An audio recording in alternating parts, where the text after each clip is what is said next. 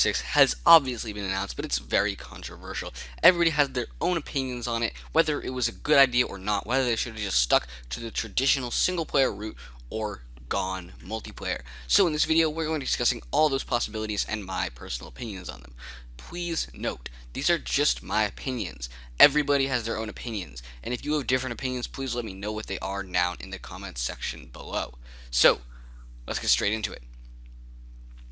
The first thing that we have to be very aware of is that Bethesda is doing something clearly different. Now, it's not that Bethesda has never made multiplayer games. They have Doom. They have Skyrim Online. They have lots of multiplayer games. So it's not that they've just never made any. It's just that Todd Howard's team, as far as I'm aware of, hasn't ever worked on any. However, they do have some help from other people who probably have worked on some, and they've got 500 people currently working on this game, so hopefully they're doing it right. Now, the next thing that sort of branches off from there is why? Why not just stick to their traditional route? And I have a couple of theories. The first one, and probably the most likely theory, is that they made Fallout 3 2009, right? Then came Fallout 4 in 2015. That was a 6-year gap. Fallout 4 exceeded Fallout 3's total sales in its first 24 hours, which is huge.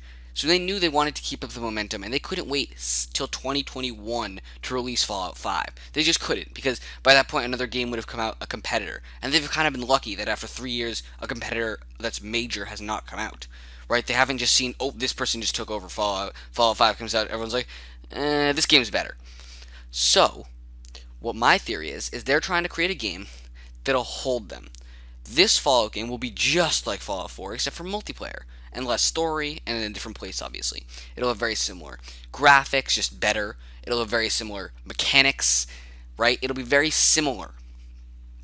And it's online, so people aren't just going to get bored. So they can maybe spend another 5, 6, 7, 8 years working on Fallout 5, and I'm sure they already have a team working on it. That's why they use the name Fallout 76, not Fallout 5, so that when or if they decide to go back to Fallout 5, they are ready for that. This game will just hold them over for a while, keep people interested in the Fallout series, not get completely bored, keep everybody engaged, keep the modders engaged, and then when Fallout 5 comes out, people will be more prepared for that 3, 4, 5, 6, 7 years down the line, however long it is. That's my theory.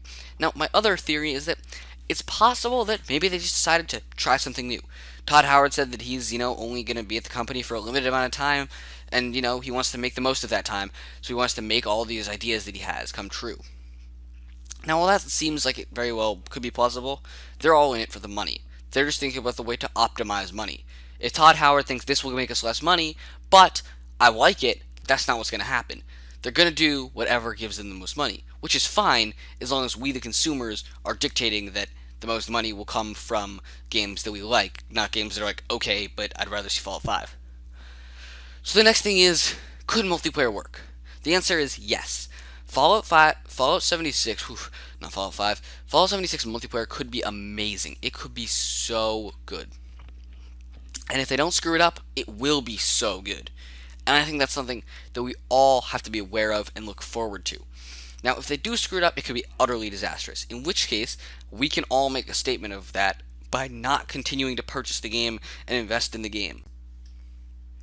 So now I'm going to list the 5 ways that I really think they could make this game amazing. And then I'm going to list the 5-ish ways that they could screw this game up completely, make it a total disaster. Starting with the things they could do well. First, if they implement the co-op system right, it could be amazing. Having just the right amount of people in a game, not too many, but not too few so that you never encounter people. Just enough that you encounter people when you want to, and just find about, the time that's right for the average player. The second thing they could do to make this so good is if grouping up with friends and loading into a game is easy and smooth. If I can just see, oh, my 3 friends are online, invite them to my group. Okay, there we go. Let's hop into the game. Oh, the game's began its load time. Oh, we're into the game. Bada bing, bada boom. The next thing that could be so great is if this mobile transportation of your little city works very well. That could be so much fun to just be able to move your little village around wherever is most convenient for you. That will be very useful. The next thing is attacks on your base. If defending your base is a serious thing, that'll be awesome. I never found myself needing more than a few turrets and some guards in Fallout 4, but if in this game, those rocket launchers and lasers and shotguns are critical to surviving and keeping your base alive, that would be amazing. The next thing is if the story is good, right? If the story is solid and they didn't screw it up by not having any NPCs, that would make this game so good. And if there is a story, the final thing that I would be happy about, and it's kind of two parts. Part one is the world is good. It's a beautiful world filled with lots of stuff to do. There are plenty of things to do. The quests are good. You have plenty of weapons to collect, good weapons to collect, legendary weapons to collect, so you never stop collecting things. You can always get better stuff. And then caps have a purpose is sort of part of that.